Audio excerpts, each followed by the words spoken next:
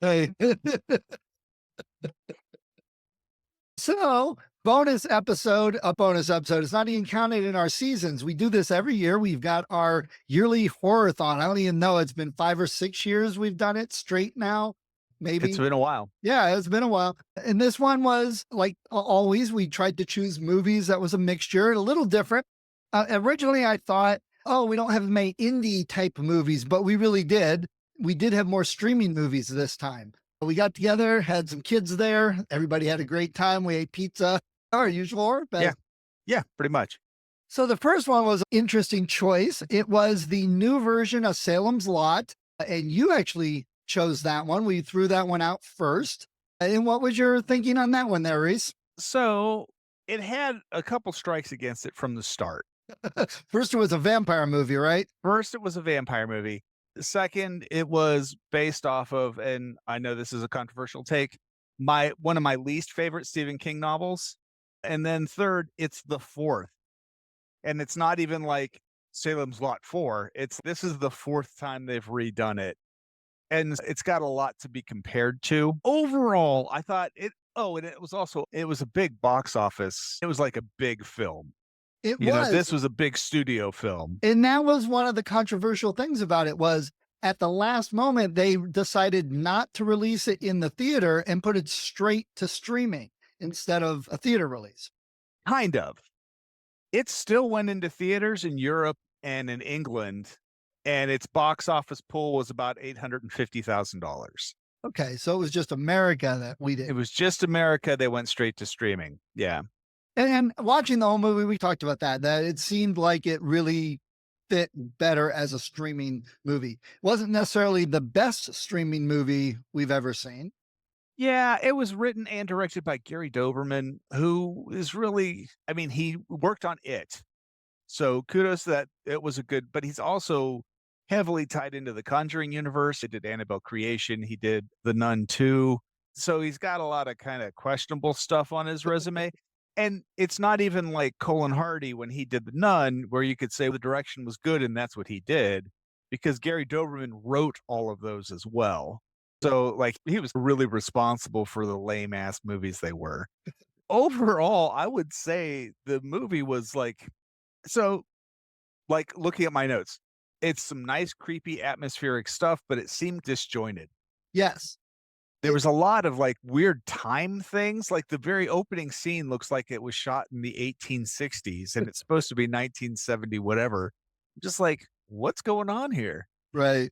And we discussed that a little bit that it felt a little rushed and, like you said, disjointed. That we talked about the old 79 version. That was a TV 2 night miniseries, Yeah. which doesn't hold up well as far as special effects and looks go, but it really hits it out of the park with staying true to the story and Yeah. really hitting the high points of the story. My favorite is the 2004 miniseries with Rob Lowe in it.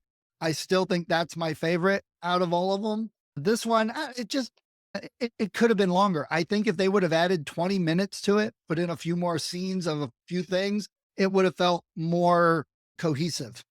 You gotta be a little careful, though, because it was already clocking in at an hour and 54 minutes. But yeah, we'd hate to violate the rule. I mean, rules are made to be broken, but I think one of the other things was and this is a problem with the book too, in my opinion, we were 50 minutes in before you knew who the main characters of the movie were, Right. because there's so many people involved.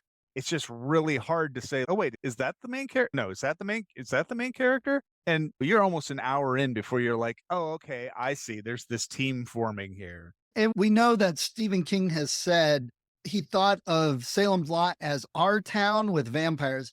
And out of all the versions, this one I felt was more like an our town scenario. It made you feel the whole community for good or bad, which I think if they would have had those extra 20 to 30 minutes, they could have brought that out even more. They could have made you Yeah. feel closer to small groups of people as they get turned and you see the whole town disintegrate. Yeah. And I think I really did enjoy the drive-in Which was ending. the twist of they Yeah, the didn't do drive-in it in the twist was Marston really house. nice. Yeah. And I also like the fact that you could take anybody, even some batty old lady, you put a shotgun in her hands, she's scary. Yes. Makes no difference at all. Yeah. And the one problem with the twist being at the drive-in though was it made the Marston house almost unnecessary. That's true. It took out a lot of that. So they could have changed it from that too. Yeah. But then people would have complained they didn't have the Marston house at all. Yeah, and in the book, like, it's almost Gaio-esque, where the Marsden house itself is a character, Yes. and you really didn't get that with this. This was more like almost like Fright Night, where Yeah. it's, yeah, there's this creepy house, but that's just where they happen to live, you Right. know?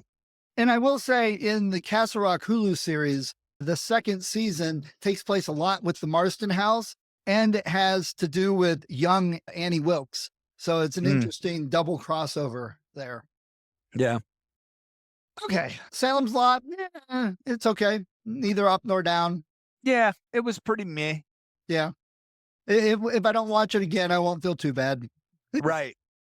All right. So This year, we did something new. We asked for suggestions from other members who were there. yes, And so they were both my kids suggested the next two films, and the first one was from my daughter, and it was Talk to Me, a newer film. And we 2022. yeah, we mix it up to get a big variety, not just our horror-thon, but everything. So talk to me. So what was your and this definitely fit Rhiannon picking this movie. It definitely felt like it was aimed at the younger generation. It's Yep. a horror movie for them. It was a new version, you could say, of Ouija or something like that. That type of movie. But I think done better. This has been a big thing for me of late. Like, Bodies came across my radar recently. Talk to Me came across my radar recently, and they both look like teen date night horror films, but they're A24. And I'm like, why in the world is A24 carrying this movie? And in both cases, what I found was you watch it and it actually digs deep into the subject matter and has something to say. It's not just some fluff eats your popcorn Yeah. kind of thing while you're watching it. And in fact, it's not just me. This movie was nominated for 64 awards and won 20 of them. Yeah. It's a pretty big So, one. yeah. It was Australian. It's got an Australian cast filmed there, as far as I know, and had spooky ghosts and psychological kind of all mixed up. So it definitely hit a lot of good points. It did, and it's reflected in the box office. It made 140 million worldwide, which makes it the second highest grossing A24 film of all time. That's about how much all 10 movies in one season of our show usually makes. That's right. That's right. It is the directorial debut of Danny and Michael Philippou. I apologize for mispronouncing that, but they're twins. And it's really ironic because as I was doing a deep dive on our next film, that was also written and directed by two Australian brothers. So apparently Australian pairs were the theme for this year. If we could only somehow tie that into Salem's Lot. But Yeah, reset it in the outbacks. yeah, they had floated this script around to Hollywood studios, and Hollywood studios were like, yeah, this sounds great, but we want to show how this thing works, or we want to do this, or we want to do this. And they're like, no, we're not going to change our vision for you. And so they ended up taking it back to Australia and making it a pure Australian independent film. How often do we discuss, hey, look, American movie executives ruined another movie by Yeah. trying to make it the best ever? And You thank know? God these guys were like, no, you're not doing it to this one. Yeah, can you So imagine if Peter Jackson with Lord of the Rings fell in line with that? How Lord of the Rings, we wouldn't be talking about it anymore. We'd still talk yeah. about the 70s rotoscoped movies. Yeah. The cast, mostly unknowns because they're young Australian actors. There's Australian films, and again, here I am generalizing, but Australian films, especially films with kids, the kids are something to be scared of. And that's a common thread. And there's one out there, another independent out there. It's really good. It's called Rabbit. And two of the kids from this movie were both in Rabbit. Joe Bird, who played Riley, the kid who gets beat up, he was in Rabbit. And Sophie Wilde, who played Mia, who I think is the older sister, Right. she was also in Rabbit. But Miranda Otto is like the big name star. And kudos to them. They did not give her a big name role. She was there to be the mom, and she played that to the hilt. And she's Lord of the Rings. She's Eowyn from Lord of the Rings, people. Speaking So of, She doesn't have to be doing this movie. Must have been doing this because she wanted to. Yeah, and we love when that happens. Somebody that really could just sit back and say, "Oh no, I want more money." She didn't get paid as much as she did for Lord of the Rings. Hope not. Yeah. Yeah, that's there goes all that money that they made. Right. But I just kept thinking as I was watching it, like, the range of acting was so impressive because, the general gist is there's this thing that will allow you to be possessed voluntarily by the spirits of the dead, and kids are like it's a hit of adrenaline. Kids are loving it. They're doing it.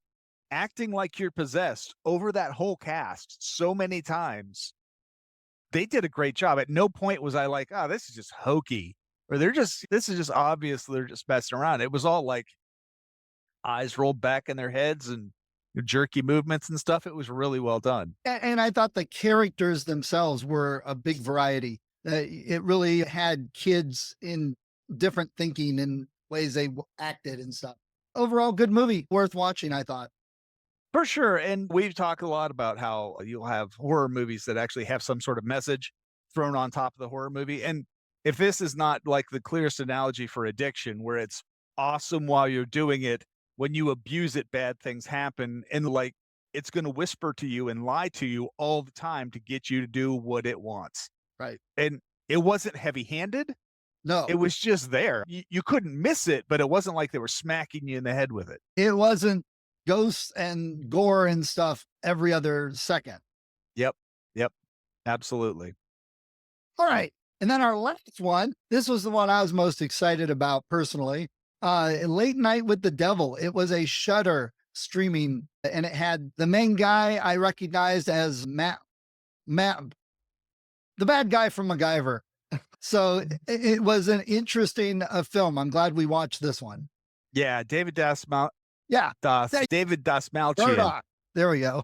Late Night with the Devil, it was an IFC film, and they're always the quality levels there that they're a proven entity. This was a partnership with the US, Australia, and the United Arab Emirates, which is not something that you see pop up very often when you're looking at Probably movies. the only instance we'll see of the United Arab Emirates, Australia, and US working together.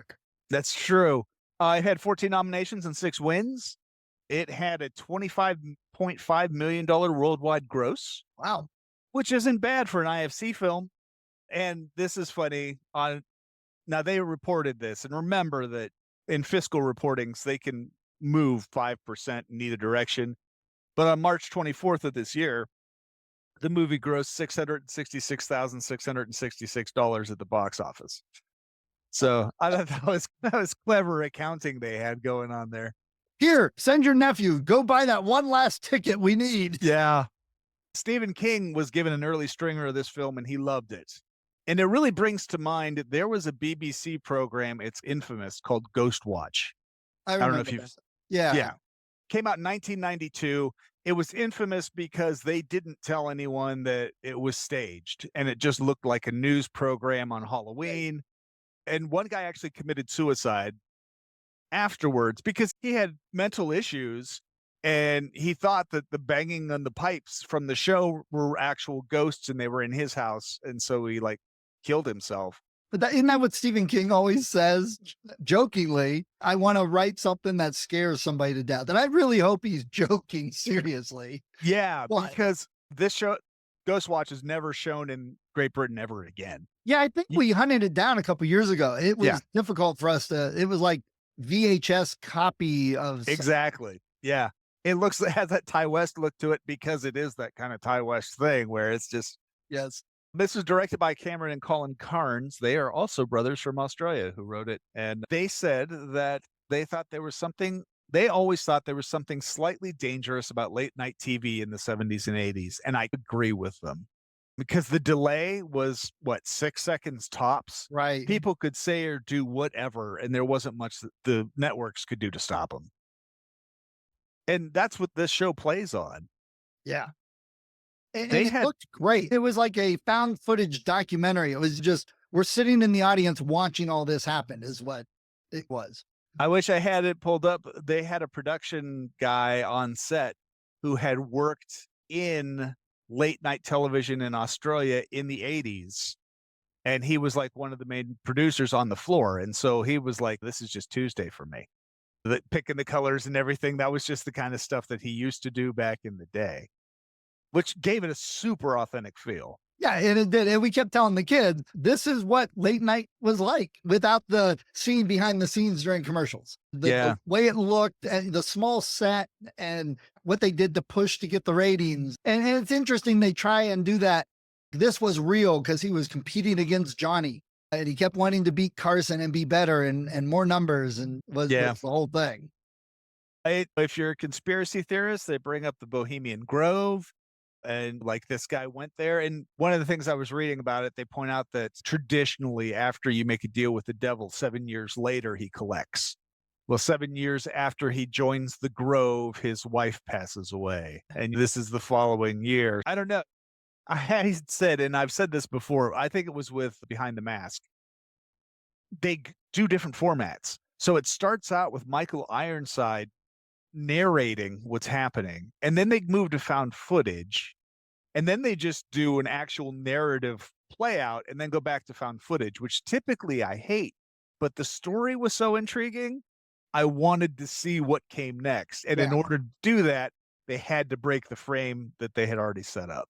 Yeah, and they did it. It didn't feel Yeah. disjointed. It could have flopped, but yeah, it was my favorite of the night, I must say. Though to be fair, I had already seen Talk to Me and knew it was good. It was still Yeah. good the second time, but this was the one that I looked forward to because I hadn't seen it and it looked interesting.